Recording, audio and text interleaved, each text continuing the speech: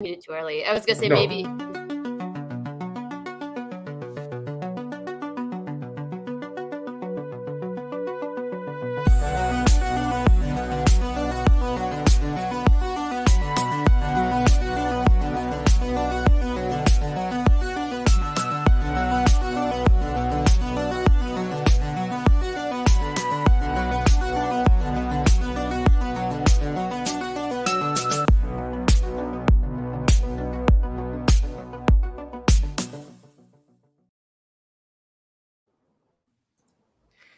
Alrighty, welcome back to Page Chewing, TBRCon edition. We are so excited to be here.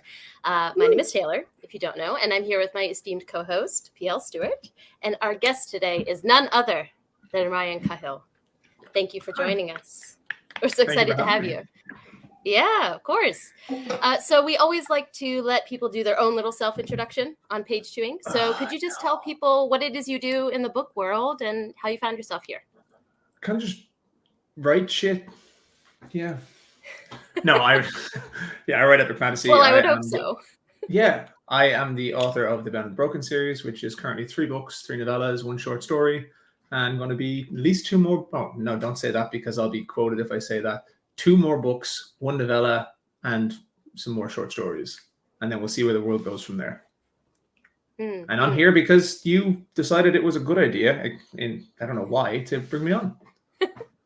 Well, for people who've been with Page Chewing from the beginning, they might know you've already been on here. I think you were episode 19, way back when, in 2022. I could not correct you if you were wrong. Well, yeah. Well, I actually went back and revisited that, and it was a great time, full of shenanigans, as I'm sure today will be as well. But you are very well known in the indie world for the success that you've had with the Bound and the Broken series. Very well-deserved success. And in the previous interview, we talked a lot about how you achieved that. And I know you've also done interviews with Library of Viking and a couple other people talking about how you achieved that success. So I just want to tell people, if they're watching for that information, I would direct them to the previous interview, just because I want to give you a chance to kind of answer some other stuff that you didn't answer that you didn't answer the last time you were here.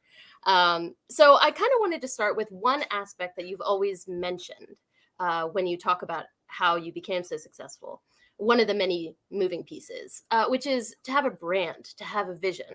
So I'm curious how you decided on your brand, because your covers, your website, everything is consistent and you can tell, oh, this is Bound and the Broken.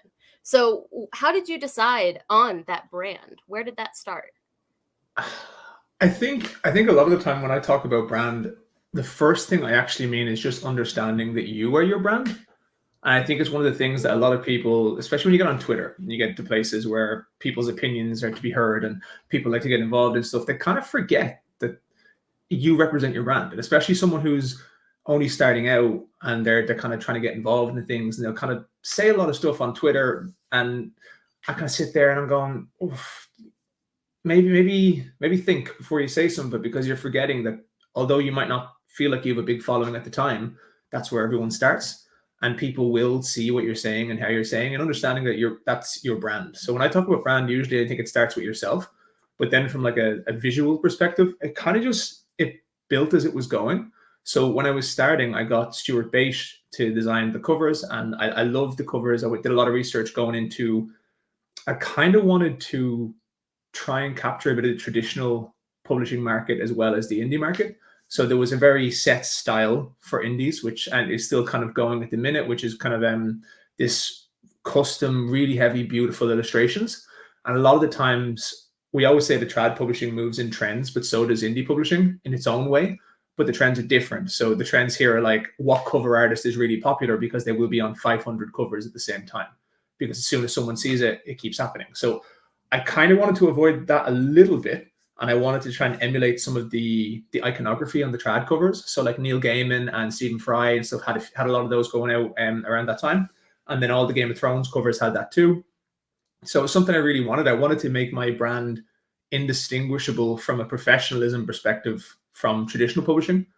And that was my key thing. So like crisp and professional was my main thing. I wanted it to be like crisp, professional, and accurate to the genre that I was in, and that's where I started.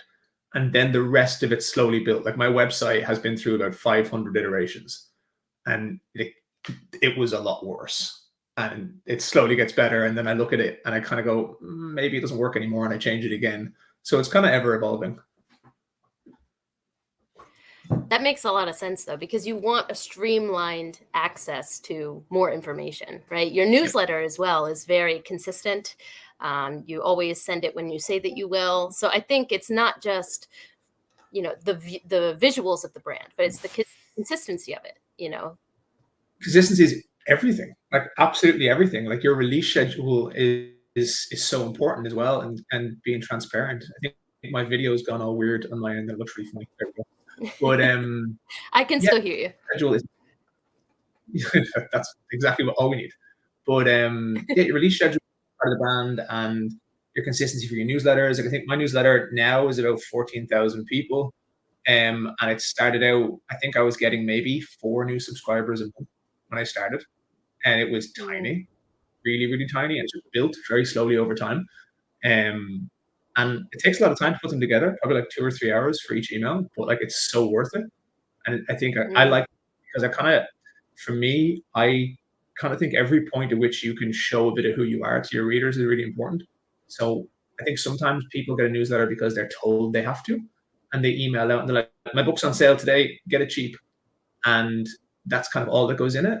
Whereas I try and have a little bit of a chat, a bit of a joke, and try to put as much of me across as I can, because I think that's really important. I think it's something that, especially for indies, I think a lot of the readers in this sphere love about independent publishing is for whatever reason, the authors feel more accessible to them. It doesn't mean that the authors are nicer. The pub authors are incredible. They're amazing. I have loads of friends in traditional publishing, and they're wonderful.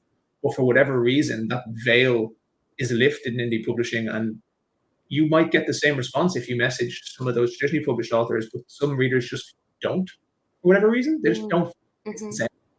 So I think it's something that's really good to lean into. 100%. I think that goes into, you being your brand, being accessible, choosing to make that part of your brand. It's all consistent, like I said. So I think that's one aspect that has really skyrocketed, your presence in the book world. So, but I wanted to kind of go from talking about the overall picture of your books and talk a little bit about something that I wish people give you credit for more in interviews, which is your battle scenes. Oh, okay. Are fantastic. Your battle scenes are fantastic. And I know PL probably has a couple things to say about this too, because I've heard PL say before that he was surprised when people gave him feedback about his battle scenes, because that wasn't something that you thought you would stick out, right, PL? And I wonder for you, Ryan, I read The Fall, okay, and listen, you were so in your bag when you wrote that book. I could not put it down. I read it in one plane ride from Japan to the States, and I told Hayato to take care of the baby because I'm reading this, So it was of Blood and Fire, the beautiful edition behind me, was very good. It was cozy, but The Fall is the one that really showed to me what you're capable of. And it's one giant battle sequence. So when you write your battle sequences, how do you get in that mindset? How do you get that kind of tension on the page? Well, the first thing you do is you pick up your sword, okay? No, that was sitting there. This is actually a present that Zach Argyle sent me as a wedding gift, which is really cool. That was just sitting there, and I saw it, and I thought, that's amazing. But wait, didn't you have a video of like chopping lemons with that or something? Oh yeah. Yeah, we also did it with the axe that's behind me on the ground, which is very cool. But I'm just scared the sword's going to fall now. No, I think like when I write battle scenes, I get really into it. Like I like to put on like really amped up music. I think a lot of authors, there's like a 2 Steps to Hell playlist on YouTube that a lot of authors listen to. I have a few. I have like a whole playlist on YouTube for writing music, and like with anything. So I was writing like a scene yesterday where it was pouring rain and there was thunder, and so I literally looked up like thunder, cloud, storm, ambient music. And I'll have that playing because I think what something like that does is it subconsciously informs your brain as you're writing of what the setting is. So I like doing that, and I'll do that with the battle scenes too. And a lot of the time, I write in my head really cinematically when I'm writing. So I will play the scenes in my head like a movie, and then I type what I see. And then sometimes if I'm going through something that's close and quick, I will in my chair, or I will stand up and I will twist and turn with the blinds down so nobody can see, to see if the movement feels real, to see if it feels like that's what would happen. And if I'm doing, like when I was writing The Ice recently, there's a scene where we were in really close quarters and it's real quick, snappy fighting. And so I will kind of act it out in my head and then move my hands as well to kind of see, would I do this? And if I hit something, where would the impact be? It would be here. And then I'd turn with it. And so I really enjoy writing them. It's so much fun. It comes through on the page. What about you, PL? Do you act out at home when you're writing your battle scenes? Yeah, and I mentioned this before. I'm the worst husband in the world because I drag my wife in, and we choreograph a lot of fights. Ryan's got the sword going there. Yeah, Did you hear that though? Did you hear the that sound? Yeah, hold on, the sound. hold on. Yeah, sorry. Yeah, that I didn't mean sound to sword over you.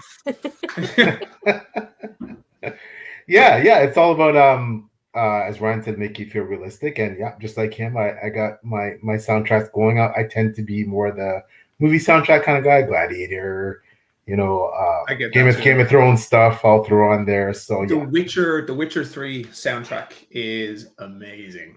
Yeah, as well. Yeah, good stuff. Yeah, and cinematic. Like Ryan said, cinematic. You see it in your head, and then as if you're watching a movie. And I know a lot of authors. I mean, as an author, who doesn't dream of seeing their books made into a movie one day, right? So I kind of write as if this was a movie, how would this play out on the pages? So that's it exactly. Like all the scenes that I picture like that. Like if I have an epic scene where a dragon's coming down and like ripping through a field of soldiers with fire, like I'm playing this orchestral music in my head, going, how do I make this as epic as possible? And I think like when I'm writing those scenes, the most important thing for me, I think sometimes where some people go wrong, and I'm not a kind of person to think that I know I can do something that someone else can't. I'm very much still in my head a beginner at all this. But I think when I write, I like to focus on the feeling and the emotion and the senses, as opposed to just the movements of where you're going. Because sometimes he punched and he kicked and he punched and he kicked and he punched and he kicked doesn't sound as cool. But when a reader can feel the vibration when a sword hits, and they can feel someone take a punch to the gut and the pain, and they can hear the screams of someone, and that to me is what gets someone involved in it, because they're feeling the panic and the anxiety. And I think as well, what's really important is knowing who's fighting. So I'll have some scenes like you'll see in you won't see the contrast because everyone in the Fall is kind of at that level, but you'll see in, say, of War and Ruin, where I have a chapter which is a huge battle, and it switches between different points of view inside the same battle. And you'll see how it goes from someone who is in training, who is realizing that practice is very different. Like when you go into a battle, it's very different to what you're training in, and you feel his anxiety and his panic, and he's slipping and he's falling and there's mud everywhere and he doesn't know what to do. And then it switches to the same battle with someone who's done it 100 times and those mistakes aren't there. And I think having that contrast is really important when you write like multi-POV and multi-POV battles, and it kind of allows you to have some fun too. Yeah, that's one of the things that really struck me particularly about the Fall. And I know you've mentioned it before, that you specifically wanted to write the same battle from different POVs. So it sounds like that's something that you're very adept at doing. So do you have, in the same way that you use maybe music as the main thing to get you in the mood to write battle scenes, do you have a playlist for each character? Like, no, not for each character. Not for each character.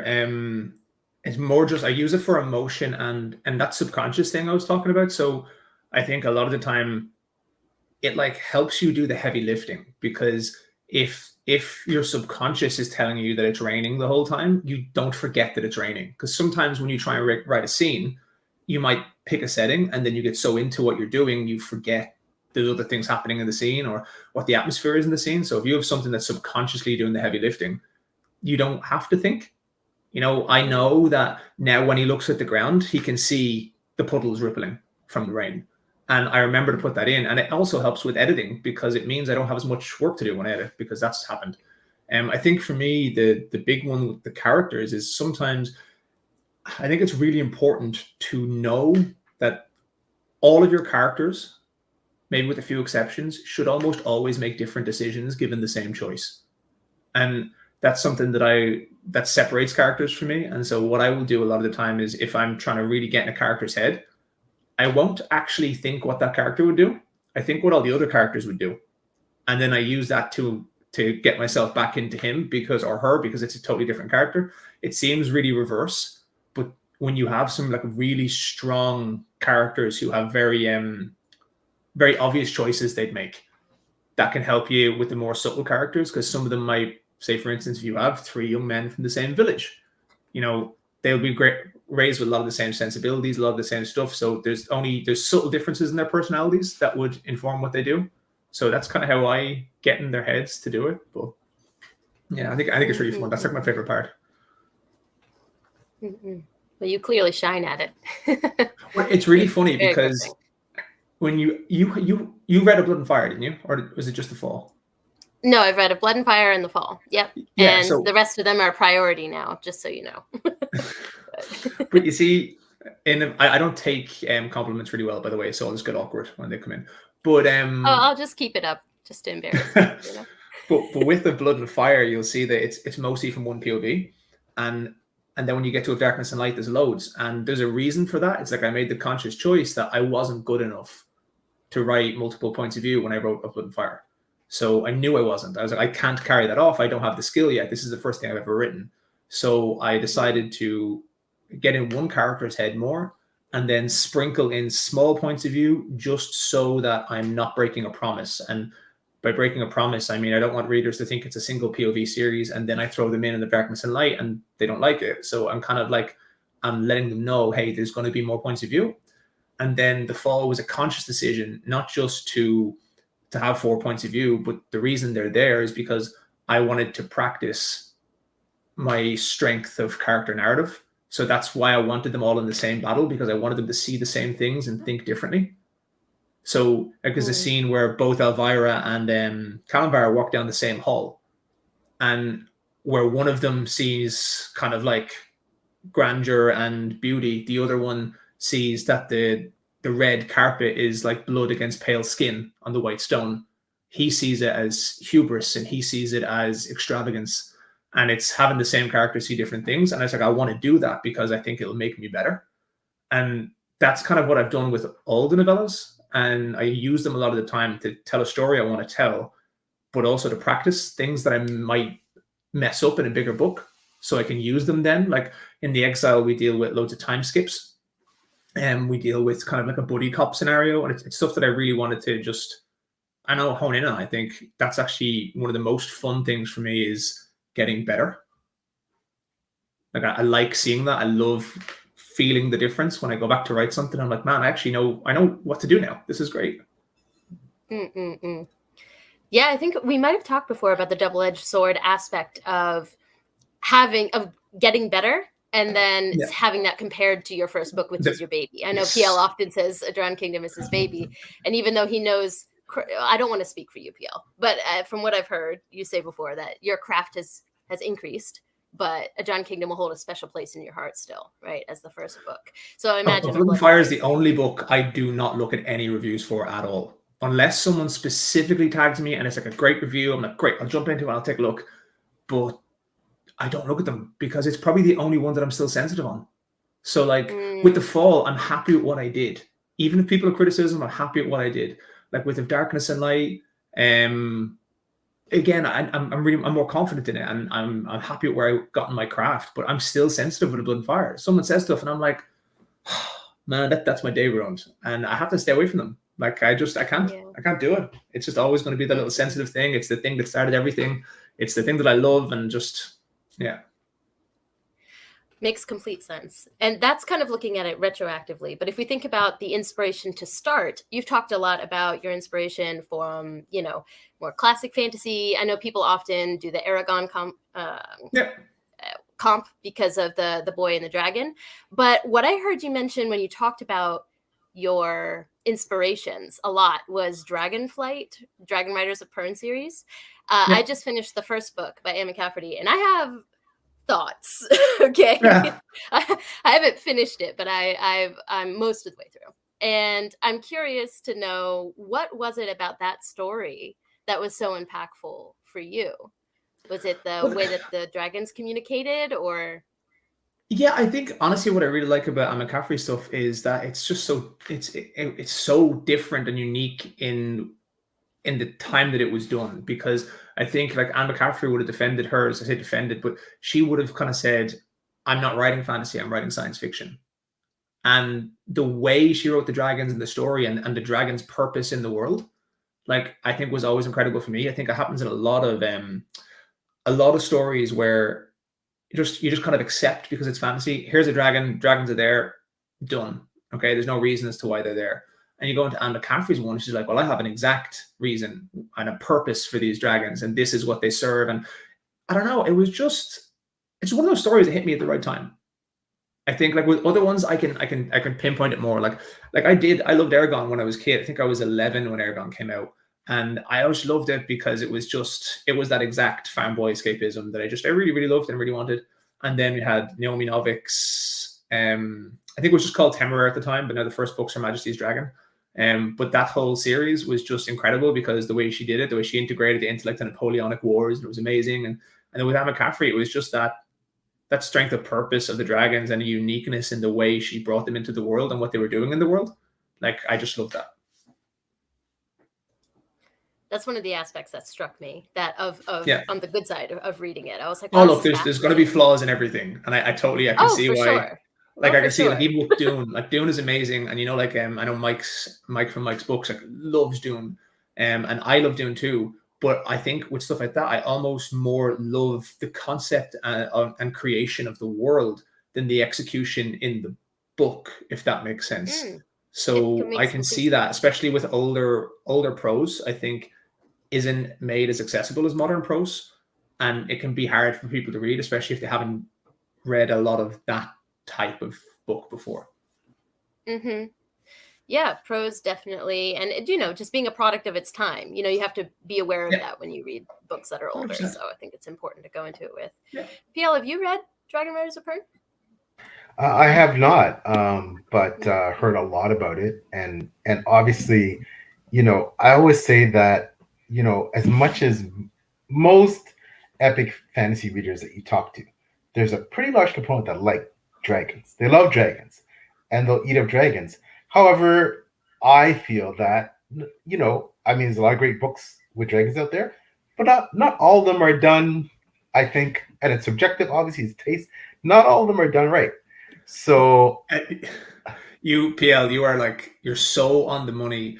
It's ridiculous. And the amount of times that I see people, like, I know this is one thing, this is a totally different thing. I don't like to get into negativity, but I would have seen, that sounded like really kind of, I don't want to get into negativity. I'm more of an energy and vibes kind of person. Show us your crystals. Yeah. But no, what I meant by that is, I know, like, when I got the initial success, and the word success is so subjective, but like when I started selling more books and getting more known with The Blood and Fire and Darkness and Light, and there was a couple of comments made with some people, and it's kind of like, oh, well, you know, I could just chuck a dragon in my books and I do that too, and kind of like condescending towards the writing and more saying that it's all down to the fact that the dragons in the books. And I'm like, and now you see there's about 1 million dragon books coming out this year. It's insane, especially from trad pubs. And I'm sitting here going, okay, let's see it now. Every single one of you better sell 100,000 books this year, because you just said how easy it was. So I do think sometimes when people look at these books and they go, oh, there's a dragon in it and it's going to be amazing, or it's going to be this, they go, no, like the execution matters. Like it really does. I kind of jumped on top of you, PL, which I'm sure we'd have a lot of fun jumping on top drinking at one stage, but right now in a conversation is not as fun. So if you want to carry on, I got like a burst of really strong opinion there. No, I feel you. And when you look, okay, we're going to pick on another one of your influences, a fabulous writer that I think we all love, John Gwynne. So dragons, right? There's dragons. But it's not about the fact that he throws dragons into his books. It's about the fact of as Ryan aptly pointed out, the execution and the overall picture, the characters, right? Most people remember the characters about a Gwyn novel before they'll remember the dragons. The dragons are amazing. They're a great aspect. But people talk about John Gwyn's battle scenes. They talk about his characters. They talk about how he's able to rip your heart out. Like, those are things that, and those are things when I hear people talk about Ryan's book, that's what they talk about. Yeah, they talk about dragons, but that's not the first thing they mention, although dragons are really cool, right? Yeah. You come for the dragons, but you stay for the characters. That should be on a t-shirt for your books. I don't want to step too much on the toes of the panel that you're going to do talking about dragons, but when I saw that you were going to be doing that, it kind of inspired me to ask, my husband, who's Japanese, I said, when you picture dragons, what do you picture? And he's like, I picture no wings, because no wings. No, I like that. Always has a beard. Yeah. Always has a beard.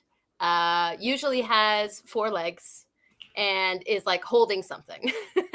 And so that was just so different from our quintessential view in the West. And I love that dragons have their own iterations, But they're all over the world. I guess is going to be a big part of the topic on that panel. But I think that's why I specifically intentionally put dragons and wyverns in the same book and made them both have 2 winged forelimbs and 2 hind legs, because I see it all the time. I don't feel that strongly on this. They're fantasy creatures, but when I think about it, people are like, your books aren't dragons, they're wyverns, and George R. R. Martin's are wyverns, and I'm like, they're fucking made up.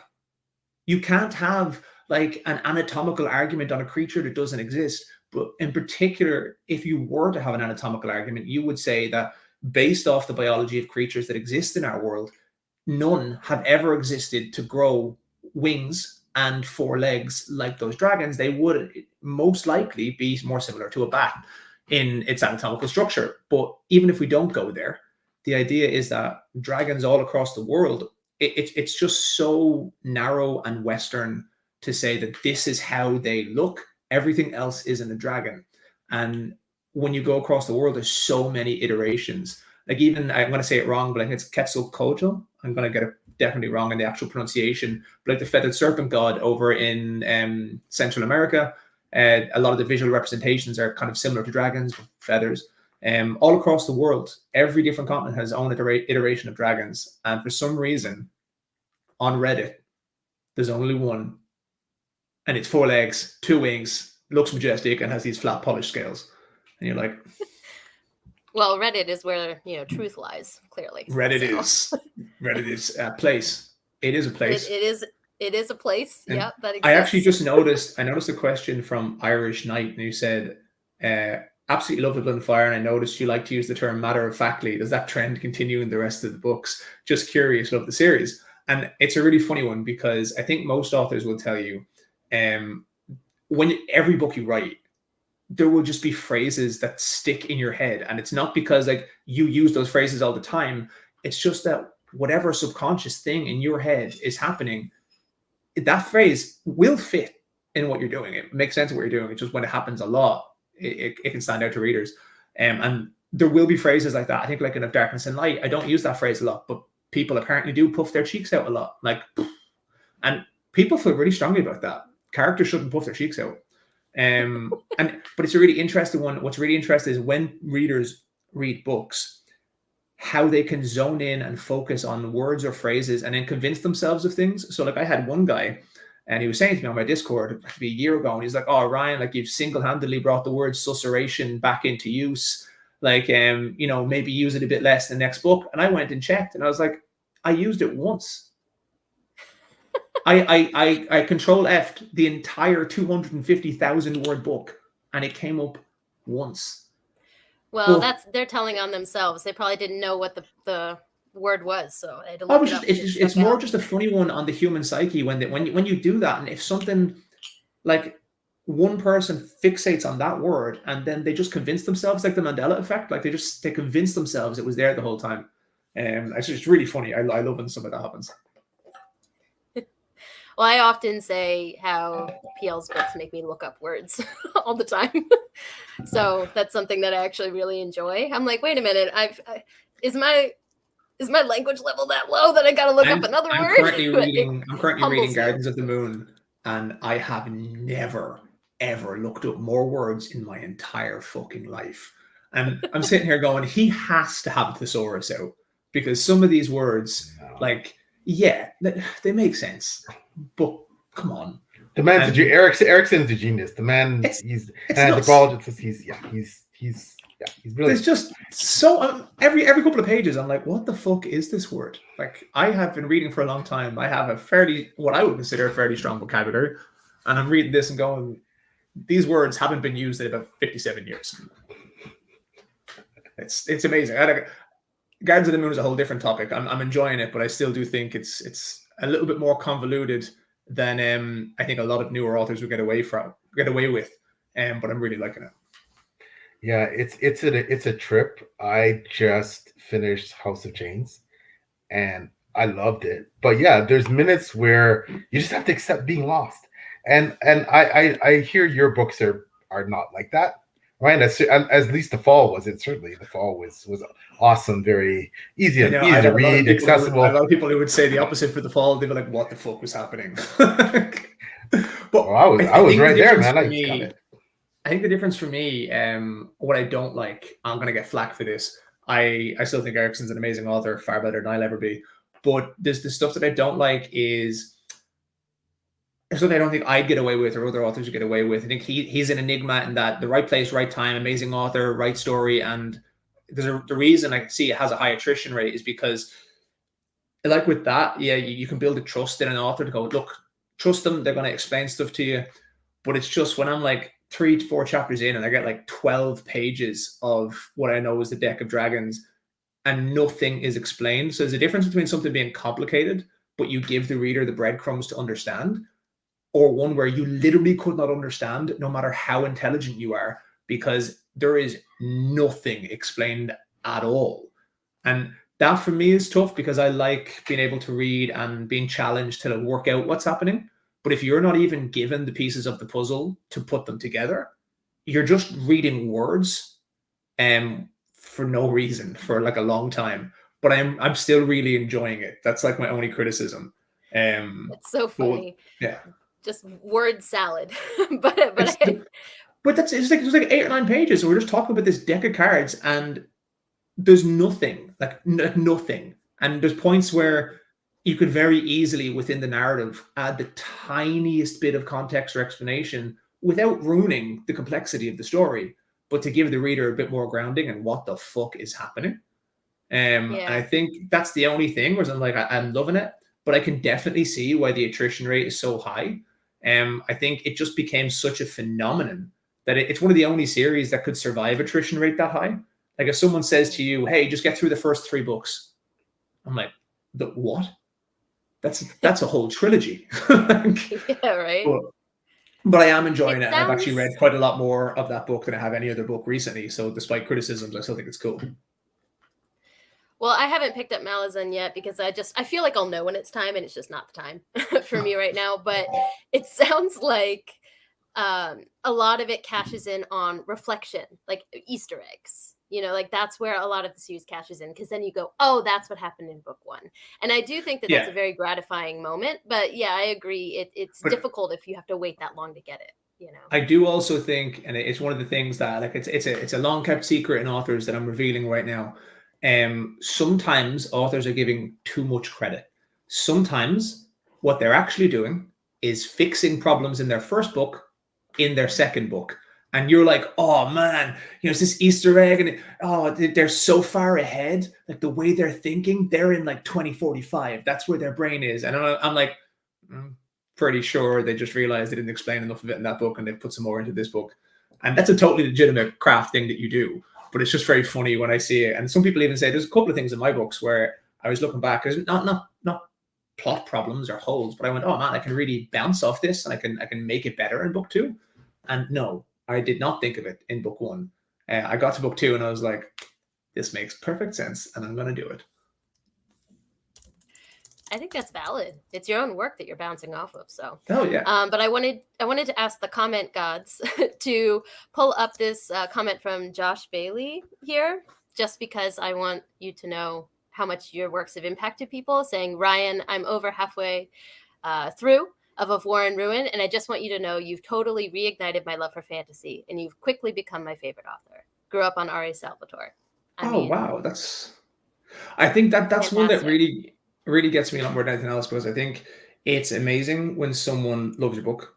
It's incredible. I don't think I'll ever be at a place where someone says that to me and I don't like feel really warm inside. But when someone says that your book is one of their favorites, or that you're that one thing, your favorite author, that's weird in the best way. Because 3 years ago I was working in a lab. So it's just strange, and I get really weird when people say it, but I get really weird in a kind of, I don't know a word or a sentence that I could use to sum up how it makes me feel. So that was really nice. That's all I can say is really nice, because it's lovely. and on top of that, to counterbalance the soft, sappy moment, I just went through a Blood and Fire, and I Control F for matter of factly, and in 150,000 words, it came up 5 times. So I'll take that as a hit rate. That's not the worst. So fact checking the chat. Got the receipts. Truth bomb. And I just want to say, Josh, welcome back to the fantasy world. We're happy to have you here. And just to take a step back, we do have some questions in the chat that are specific about your books. But before we kind of dive in a little bit deeper to some of these questions, I did have one that's a bit broader scope, which is PL and I often talk to our guests about fantasy as a mirror or a reflection on our world. It can be an escape. It can be a way to safely reflect back on ourselves. Maybe some things that we don't want to interact with if it's too close, right? So fantasy allows that space. And I know that you did a lot of Blood and Fire writing in the Panini. So I'm curious if I'm assuming the Panini means COVID. Yeah, I don't want. It's not my channel. So the ciabatta. What are we? Is this a call for help? Sometimes YouTube doesn't like that word, and I don't want to. It's not my channel, so I did not know that was a word. Okay. Sometimes it bothers the algorithm. Sometimes it doesn't. Let's just call it Cocoa Puffs. There we go. Well, at least Panini has the P in it.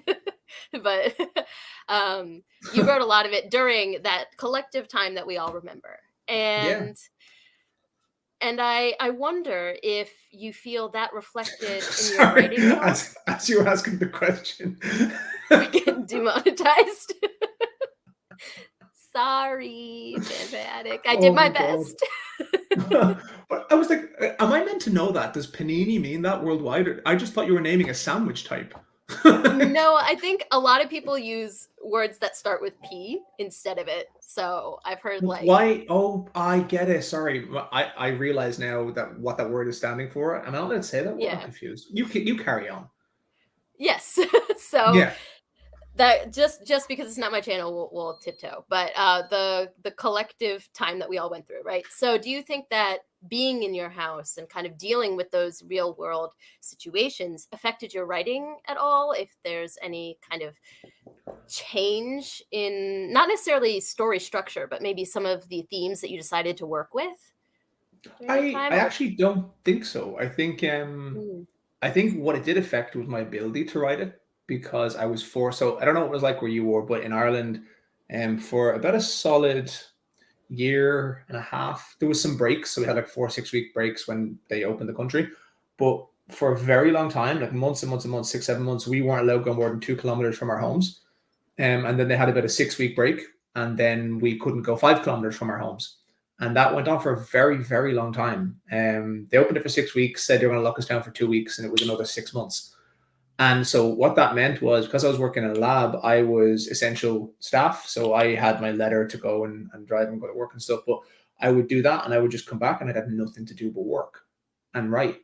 And like, I was hanging. Obviously, Amy's going to take umbrage with that, because obviously Amy was there and I could hang out with her. And we had some amazing housemates who really made, I think there would have been more impact if I wasn't living with such incredible people at the time. We had a lot of fun with what we could do. We decided to make the best of the bad situation, and we would have nights where we turned the whole house into like a themed room pub crawl.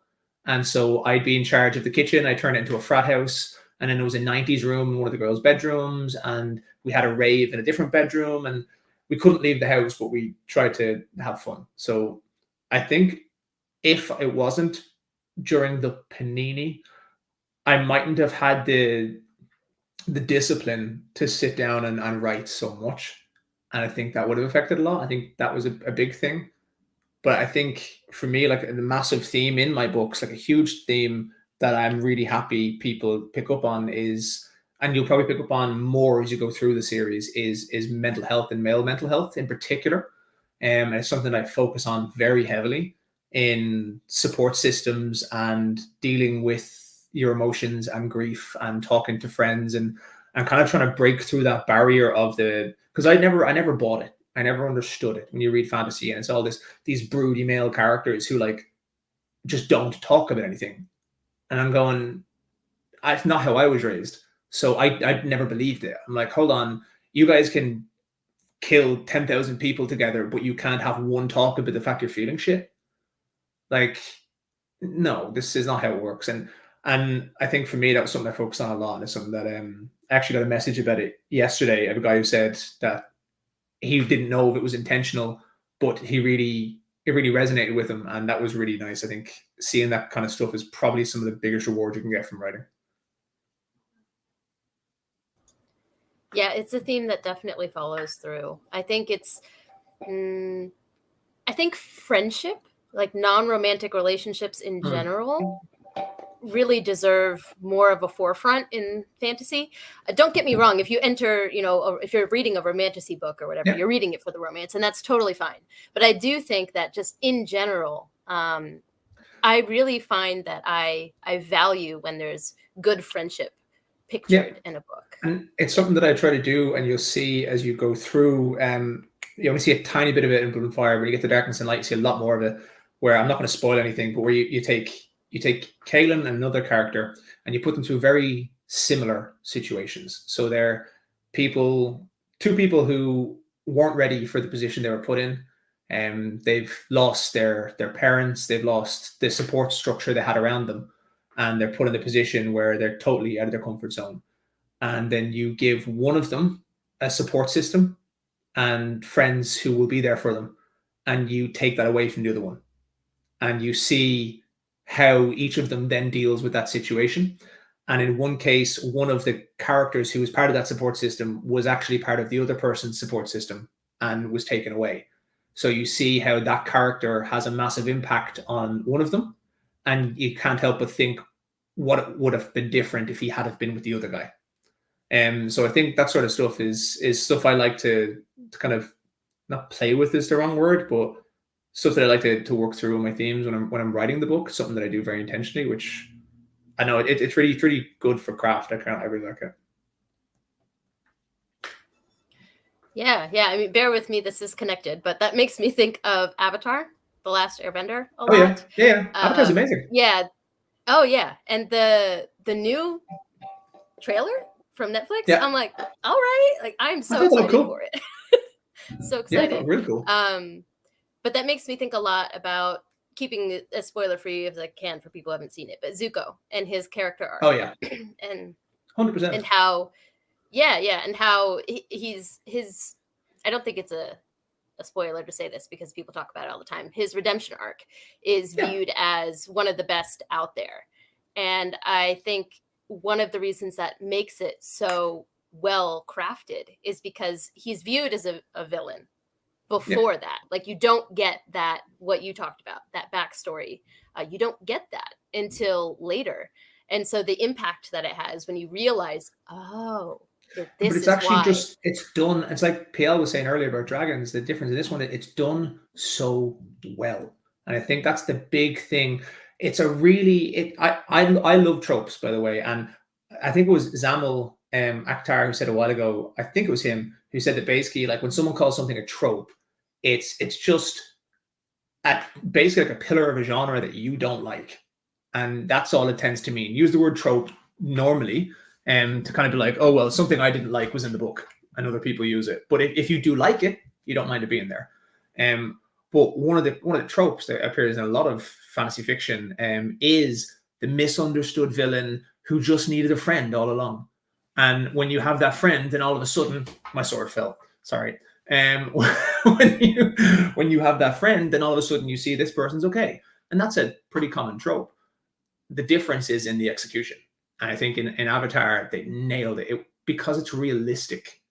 It's not just like, oh, we're friends now, great. Like it really feels like what would happen. And that's like a thing that I try to think of all the time when I'm writing with my characters, is that I don't care what decision they make, but that decision has to be completely consistent with that character's internal logic, not what I need them to do, but what that character would do.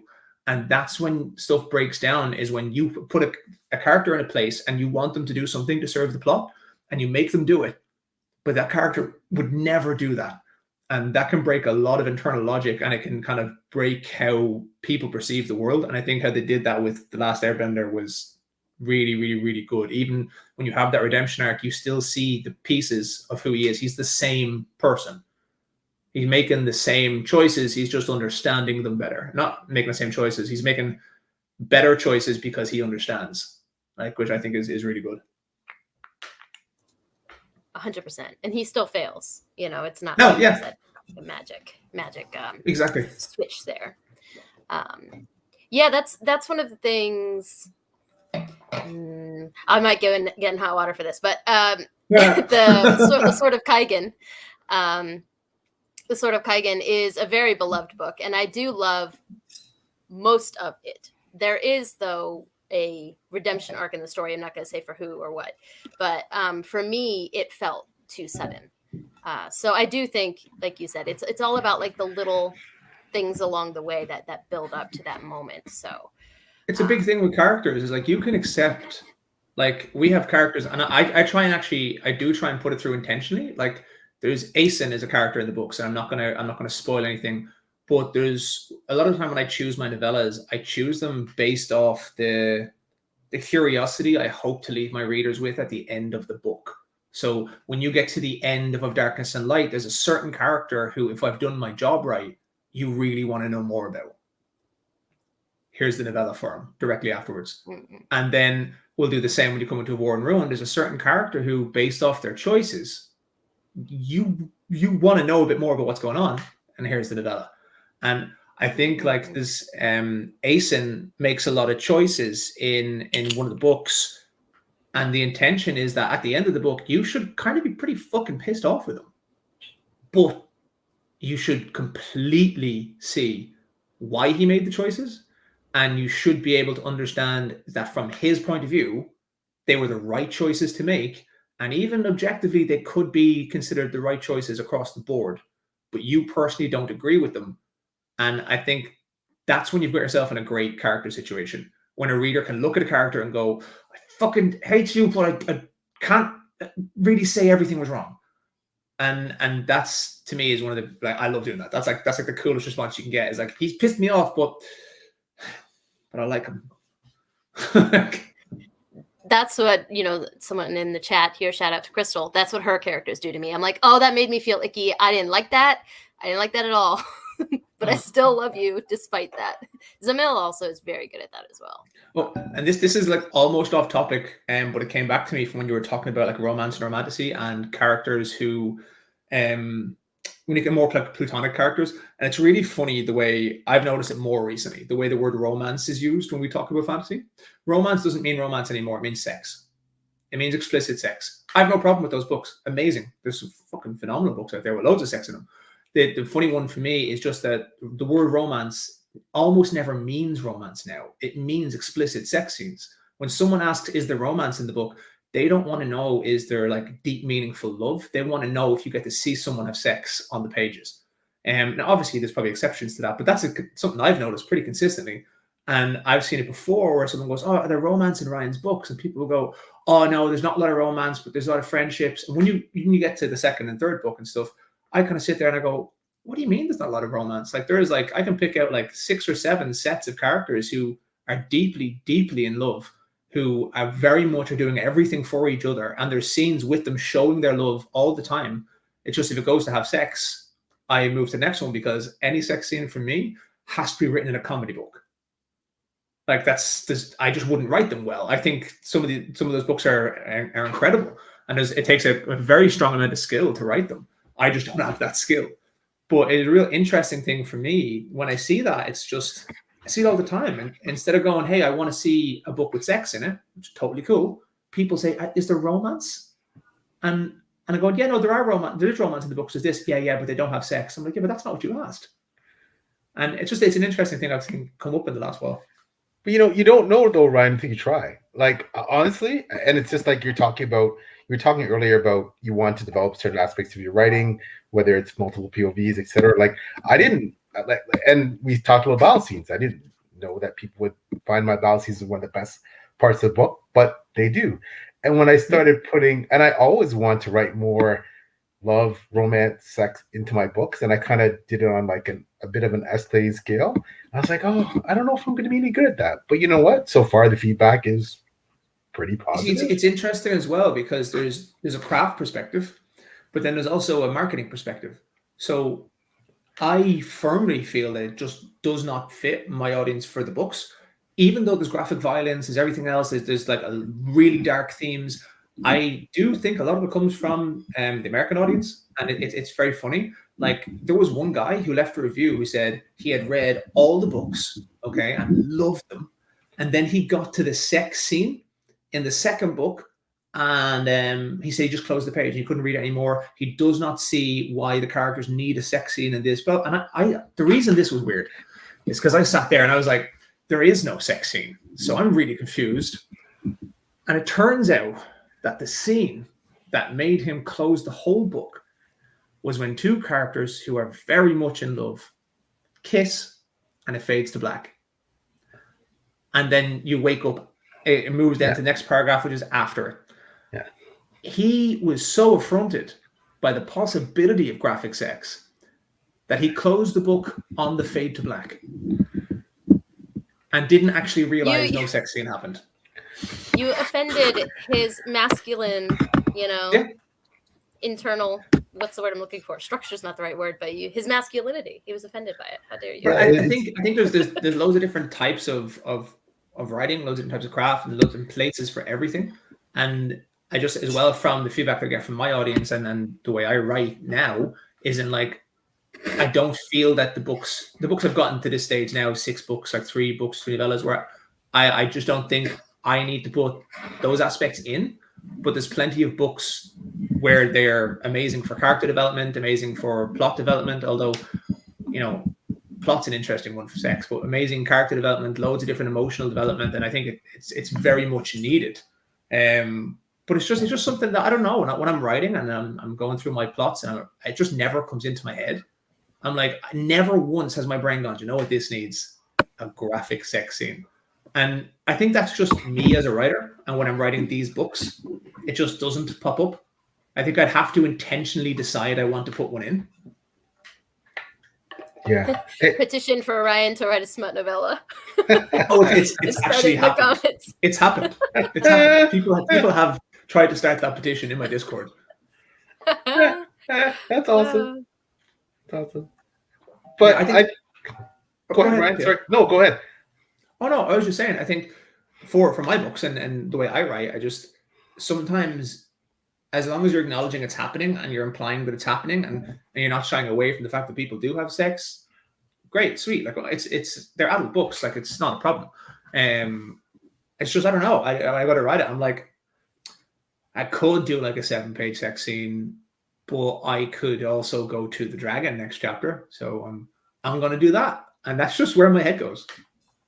Yeah, and there's nothing wrong with that. And you have to, the beauty, I think, and I'm not trying to say that. I mean, we've heard some kind of overblown things about trad publishing that essentially aren't true. If you talk to, we all have friends that are trad writers, and there isn't some magical editor in trad writing sitting there making you rewrite every word that they don't like. But again, they do kind of steer you towards what they believe is marketable. So, that is a reality. And, and Ryan, I mean, your books sell a lot. You know your audience. You've been in it long enough, and you're very, you have a relationship with your nice readers. things. Stop it. Oh, there's lots more to come. There's lots more to come. So beware. Shit. You know me already. Do you Beware even know PL, Ryan? This is the I'm saying, like, what are you talking about? But like you're right. You know your audience, and you know what they like, and you know what they don't like, and there is a point to which, to a certain degree, all authors write for their audience. When you figure out what that audience is, that can take a while. That can take a while. But once you've nailed it, most authors tend to write towards that. So. But it's also it is a slippery slope. Like, and this is the word, especially as a male author writing in that field. Like, there's like one off the top of my head who I can think of who is known for smut and is accepted for smut, and that's J. Christoph. And in general, like, there's so many tripwires you can go over there, like so many that you don't want to touch at all, that can go wrong. And I'm kind of sit there sometimes and I just weigh up the pros and cons, and I'm like, okay, pro, cool sex scene. Do I really think a lot of people are going to jump onto my books because I wrote that sex scene? No. Con, somebody doesn't like what I wrote, and it goes all over the internet, and I am destroyed. So I'm like, no, I'll stick to the dragons right now. That feels like a much more comfortable place to be. Well, of course, frankly, speaking to you have, and again, I'm embarrassing you. You have a lot more success to be jeopardized, right? Like, I mean, and that's that's I'm just telling it like it is. It is what it is. But because what I did is I looked. You're all over the place in terms of, especially now that we're in the beginning of the new year. Last year's top list of books. You see a lot of Ryan's books there amongst the Booktube community, etc. But for me, one of the biggest indicators I look at, Amazon, of course, Amazon sells everything from this glass to Ryan's book, right? So, take Amazon with a grain of salt away, because it sales, and that means a lot. But and it has its issues, but I look at Goodreads a lot. I'm a big Goodreads junkie. And I looked at some of, I think a lot of people would arguably consider the top indie writers, like name-wise, well-known indie writers, and what they're putting up there. And I want to throw some numbers there out at you. So, and I want to specifically talk about first books, because we talk about first books and it's your baby, but it's also usually the thing that your first book that you're known for, like that marquee first book, that's what typically people associate with you, right? And it just it as long as the page for A Blood and Fire is where my happiness and self-confidence goes to die. I do not look at it. But I want to throw some numbers out there. So Zamil Akhtar, we talked a bit about. I think a lot of people would argue that he's one of the top, certainly grimdark, up and coming fantasy writers out there. And first book, Governmental Gods, Zamil has around 2.3K reviews on Goodreads. Now let's look at someone like, now we're going to talk about some icons here, Ben Galley and Rob Hayes. So Never Die, very popular, famous indie fantasy book. Yeah. Rob Hayes is an amazing author, extremely well regarded. He's got about 3.6K for Never Die on Goodreads. The written Ben Galley, part of the Emaneska University, Ben Galley, another top. First indie book, no, actually, second indie book I ever read, and before I knew what indie publishing was. Wow. And did you know it was indie at the time? I didn't know what indie publishing was when I read it. First one I ever read was The Lost War by Justin Lee Anderson, and then I read The Written by Ben. Yeah. And Ben Galley, again, top, 2.3K on Goodreads. Those are big numbers, right? Paternus, Dirk Ashton, another really well-known. Dirk is one of the nicest humans I've ever met in my life. Yeah, he's amazing. Rise of the Gods. He's got about 2.5K for his first book. Voice of War, Zach Argyle, a good friend of yours. Another lovely human being. Right, lovely human being. Captain America. 1.3K for Voice of War. Voice of War is another huge indie book that most people who read indie books have heard of. Dude, Of Blood and Fire, 8.4K on Goodreads. 8.4K. And your book and your book came out after all those books. Like, you know, I think, you know, and one thing I think you are really good at, from what I've seen of you, is keeping things in perspective. Because you always bounce, okay, well, you know, yeah, I have this success here, I'm proud of it. However, I need to work on this. And you're always very balanced with that. But I'm curious, as a writer, how do you maintain that balance? How do you maintain that balance when, I mean, you have a general sense of, hey, I'm doing pretty good. As in, you know, relative to, you know, indie authors that I know, trad pulp authors that I know, I have friends in, you know, I'm doing pretty good. How do you keep that equilibrium? It's tough. And I think one of the things I'm always conscious of is that, so something that maybe a lot of newer authors don't know and don't think about. I had a bit of experience with it before, because when I traveled to South America when I was like 25, I want to say 20, 26, 25. Yeah, 25, February 25, a little bit before that, 24, 25. And when I came back, instead of going into my job, I went and I did music full time for quite a while. And I love music. And I had the worst time of my life. I hated it. I despised it. I went straight back to my previous job. And that was because the thing that I loved became the thing that put food on the table. And it took all the joy and all the passion and everything away from it. And now being full-time writing, there is a difference. I love this. It is the most stressful thing I've ever done in my entire life. I work more hours than I've ever even knew humans could work. But I love it. I do love it. But I got to keep in perspective that no matter what I'm doing now, it could be gone in 5 years. And I need to make sure, my job now is to make sure that doesn't happen. And like, I'm aware that I use, it pays my mortgage, it feeds me, it does everything. So what a lot of newer authors coming through might not see sometimes is they'll kind of go, oh, well, look, there's this success here and Ryan's doing really well and I want that, and, you know, what I would do to get that. And I kind of sit there and I go, sometimes put in perspective and sit there and realize that there's more to being in that position. That when you get in that position, all of a sudden this thing that you love, this joy that you have, is responsible for you existing. And that's a lot of pressure. And you're gotta, for me, because I had a little bit of experience with that beforehand, I was able to kind of sit down and kind of go, okay, what am I going to do? You know, how do I keep myself accountable? How do I keep the passion in this?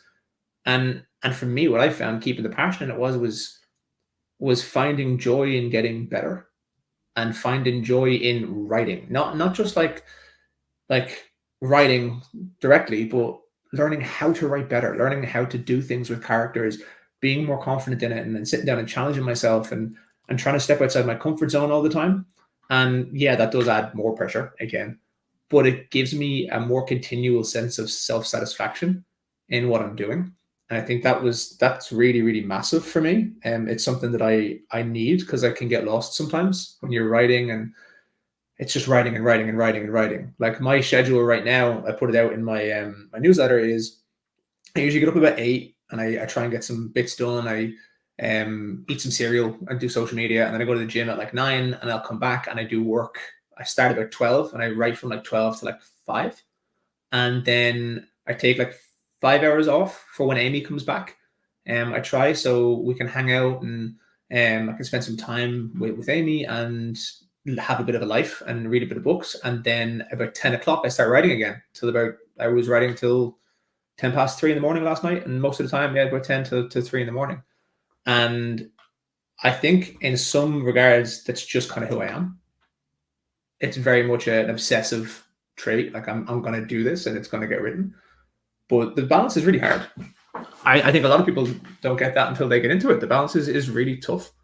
It's tough to keep yourself going. It's tough to keep yourself motivated, and it's tough to keep yourself kind of from slipping. And it's something I constantly say to Amy too, because she'll be like, oh, you know, you should take some more time off and do this. And I'm like, look, yes, I agree with you, and we will.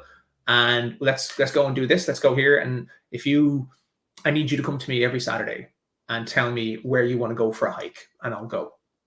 All right. But I can't take my foot off the pedal, because if I take my foot off the pedal, I'll become complacent. And if I become complacent, I'll slip behind. And if I slip behind, I'll become more stressed. And then it's going to be harder for me to climb back up that hill.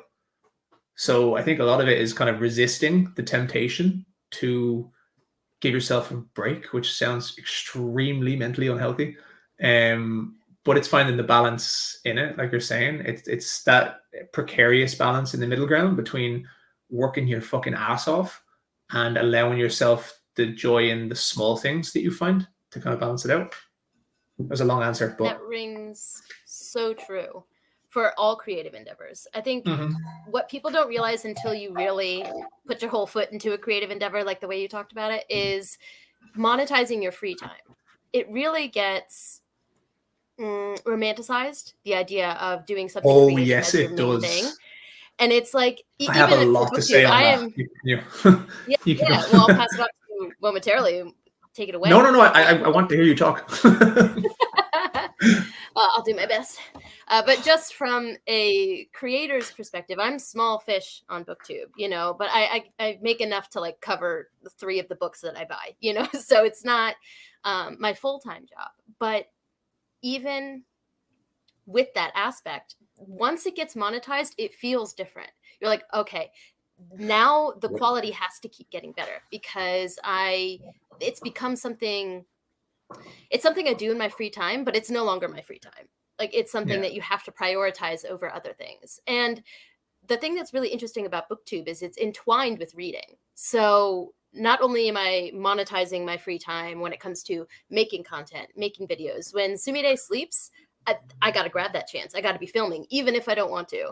And when I film, I got to put it on whole face of makeup. And like, there's just a lot that goes into creating the content. But then because it's Booktube, now when I read, I'm like, okay, should I read this book that I really want to, or that no one's going to care about? Should I read for content? And it's, I don't have the answers. Okay. I'm still working through the balance. I think, like the thing for me, I don't know what the answer is. The only answer that's worked for me is intent and purpose and having a goal. And I think it's probably the most important thing I would say to anyone doing anything. And I say it to new writers all the time, and it works for readers, it works for booktubers, it works for content creators, whatever term you want to use. But when I used to work in the labs, we'd have a 5 whys. Okay, so what that is something's broken. Why? Because the tap broke, and a lot of people would stop there. The tap's broken, fix it.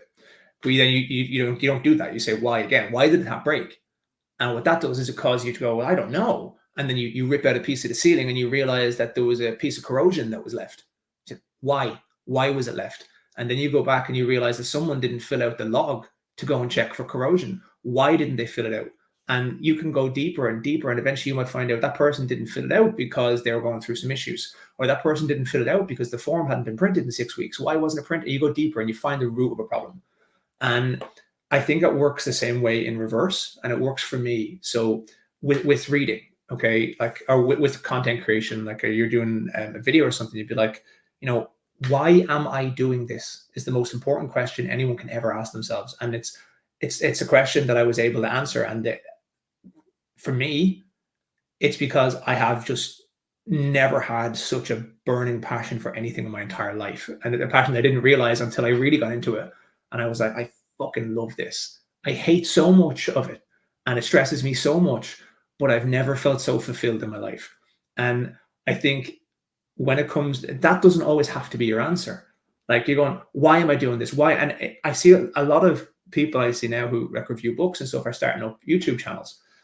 And I kind of sit there and I go, I hope you're asking yourself why. Are you doing it because you want a YouTube, or are you doing it because that's what everyone else is doing? Is it something you love doing? Why are you going to read this book? Oh, because I need to make content for it. Yeah, but why? Like, do you really want to read it?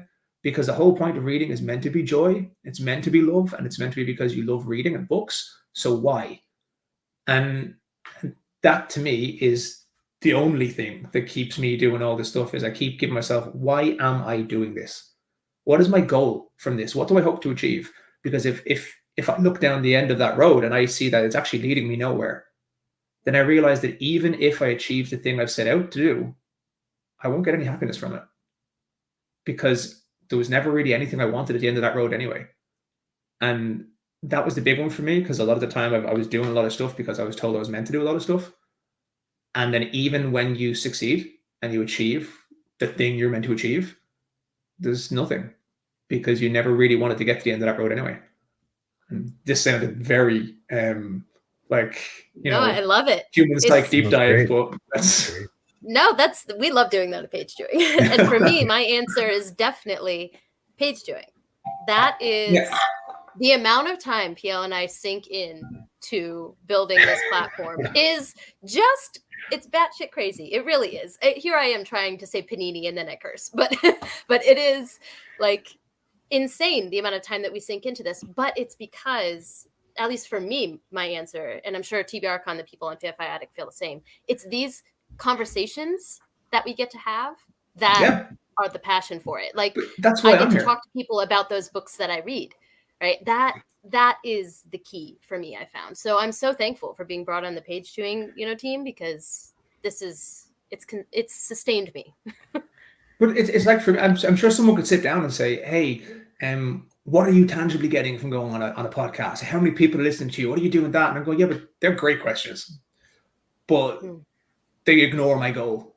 My goal isn't to go on this podcast and have 5,000 new listeners or readers. My goal is to go on this podcast and talk to two really cool people across the world about stuff that we all love and have a great time, because those conversations fulfill me.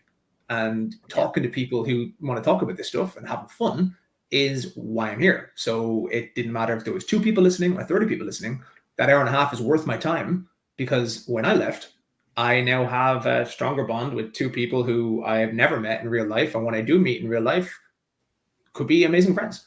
And that's what happened when I went to Dragon Con this year and I went to Fantasy Con. People I've only talked to online doing panels like this. And it was weirdly easy to hang out. Like, people I've never met in my whole life. And you hang out within 5 minutes. It's like you've been hanging out every day for the last 10 years. And it's that high you get. I cannot tell you how many episodes Taylor and I have done together. And I'm on cloud 9 when I come off, because I've had a great conversation. I've learned so much. You learn so much from the people you talk to. I learned so much from Taylor. I learned things about myself, right? The last time we got on here, I got drunk at 10 a.m. with Crystal. Like, whiskey and books is another animal, though. Yeah, so that's a whole other. Yeah, well. That's a beast. It's a fun one, though. I did want, just because we are coming up on the hour and a half mark, because as always, it just flies by. There were some comments that, the comment gods might have a hard time finding because they're old now, but I was tracking them, that I wanted to give people a chance in the chat to ask you their questions. So Justin asked way back here, Ryan, who is your favorite POV character to write at this moment? Oh, that is so tough. I really, really enjoy writing 2 characters. You have met one of them, but you probably didn't know you met them. Belina and Dane are 2 of my favorite characters to write. Very, very much. And Belina is a character who is actually in every single book but the Fall, but most people don't realize it until they read the second book, and then they go, gee, what the and that's fun, because you kind of sneak little characters in the background and then people realize they were there the whole time, especially when they reread. So people have read the series and they reread and go to the first book and they're like, wait, she was here? Because once you recognize the name, now you see it clearer. So yeah, definitely those 2. And Dan. Dan is really, really fucking fun to write. I can see why. There's some scenes in the new book that are very funny, if I say so myself. Just a pause from other people's questions for a second. This is deep cut. But speaking of jokes, from their last chat, did you ever end up putting "you are a grapefruit" as a joke in your books? Not yet, but I'm gonna put a note down. Hold on. I'm not joking. I have a couple of things. I have a couple of things that have happened this year, and I went, they're just going in the book. I don't care. I'm putting them in the book. I'm gonna find a way for them to go in the book. If anyone wants to know that deep cut reference, I don't want to take too much of the time in this interview, but it's on the previous interview. Sword fell. Well, when you put it down, you had the premonition that was going to happen. I had a feeling it was going to happen. Trey said earlier, Ryan, you already know my thoughts on your writing. Amazing. So my question is, do you think you could take Quantrell, I think, in a cage fight? Oh yeah, 100%. 100%. I think if Phil thinks otherwise, we're going to have a cage fight. Your toxic trait is that you believe you can beat your characters. Oh no, Phil's an author. Yeah. Okay, I was like, what? That was a character. I'm like, all right. No. Phil's a cool dude. Phil's a cool dude. But I have a couple of inches on height on him, and I think I can take him. Well, con cage fight. I like that. The next one from Eddie Castro. Can you talk about release date and Sanderson releasing a book near yours? Yeah, there's something I put out in my email as well.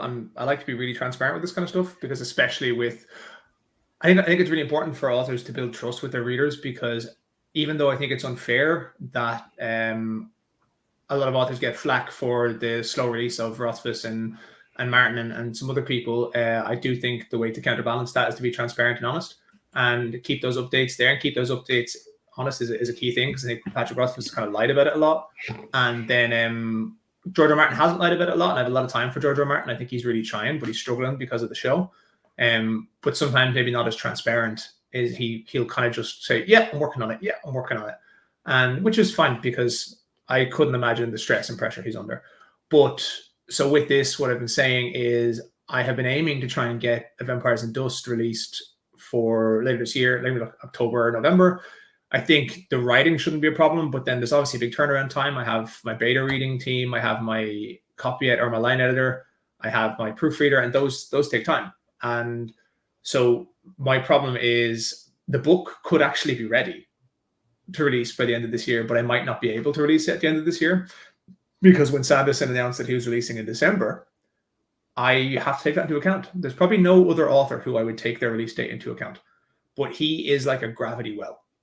And everything will be absorbed when he launches. So, like, legitimately, if I can't make it before his launch, it might push as far as February or March in 2025, even though the book's ready, because I need my advanced readers to have the time to read my books before they come out.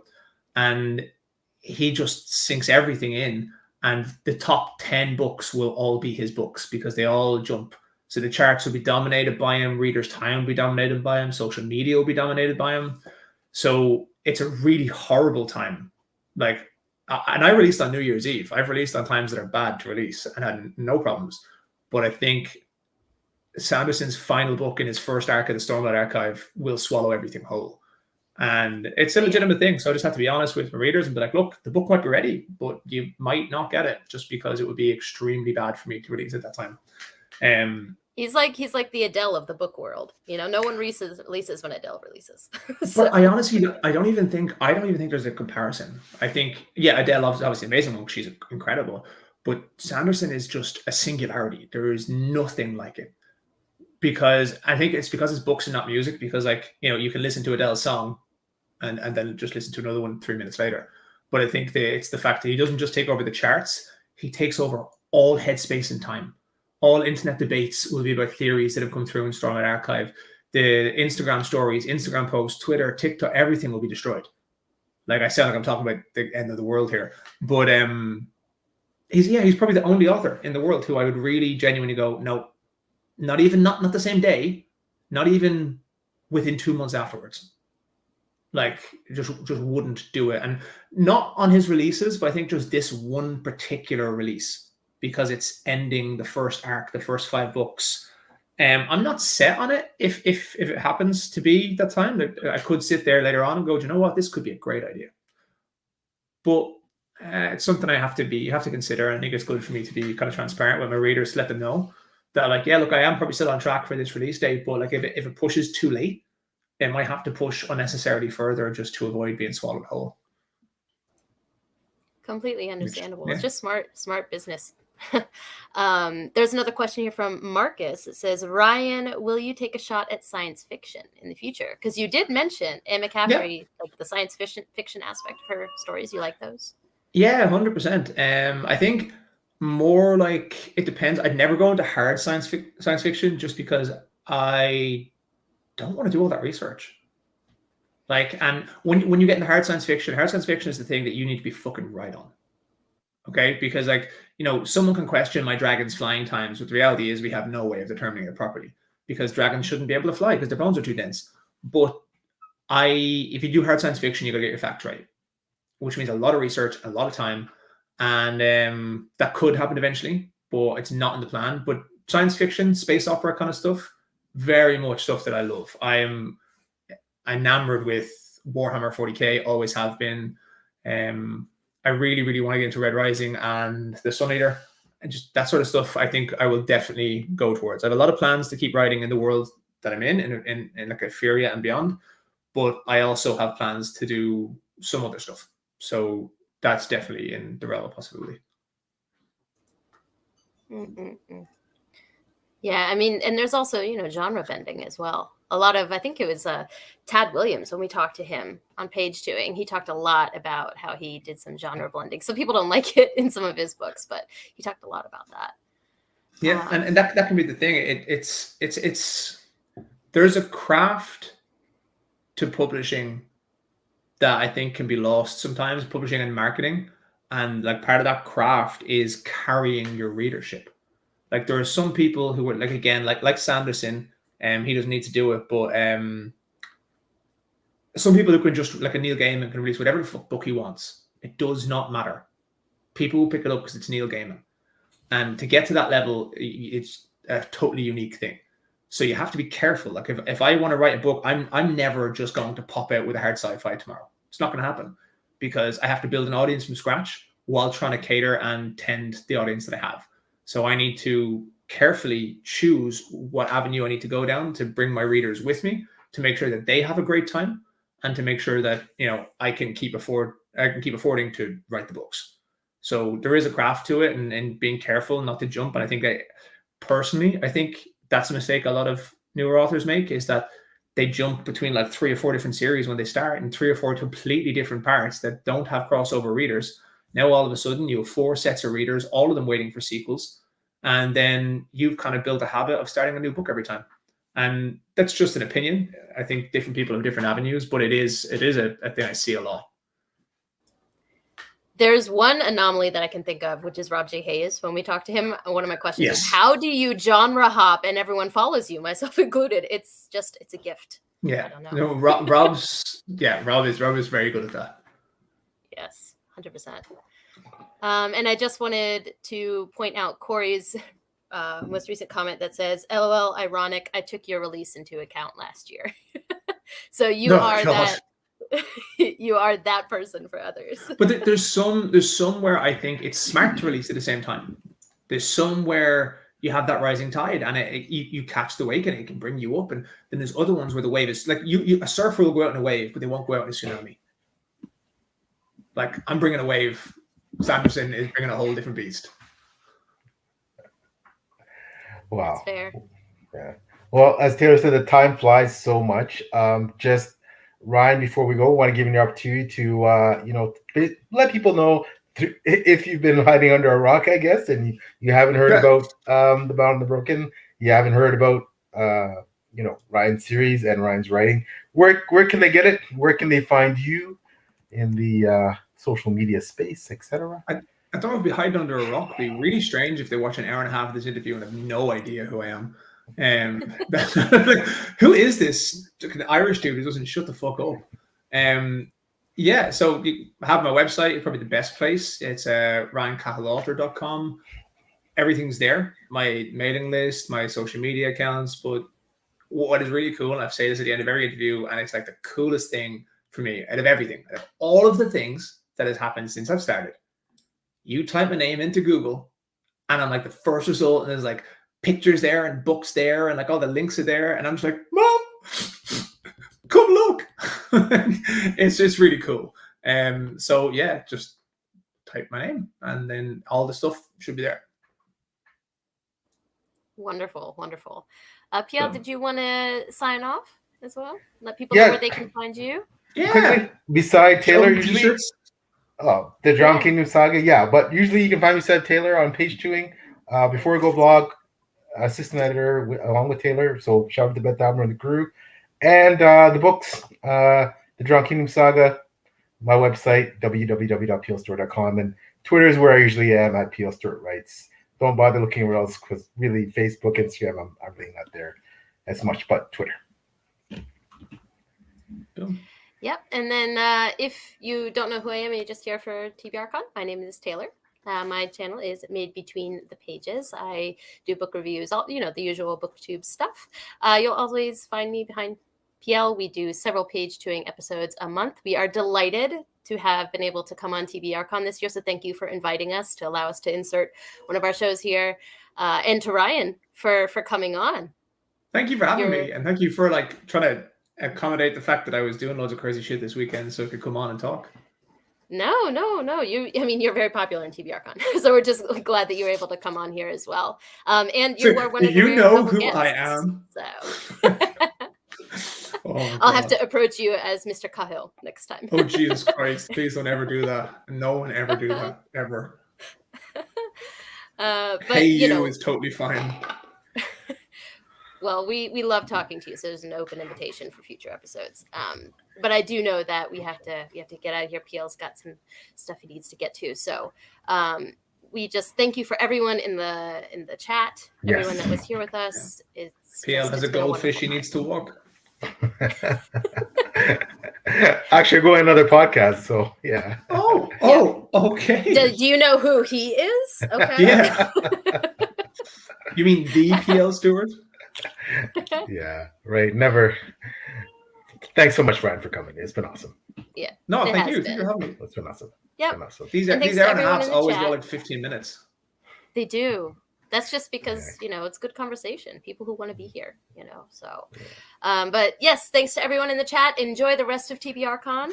And you can find any updates for page chewing on Minor PL's channel. You'll see them everywhere or on Twitter. So thanks for joining us, guys. Take care, everyone. Bye-bye now.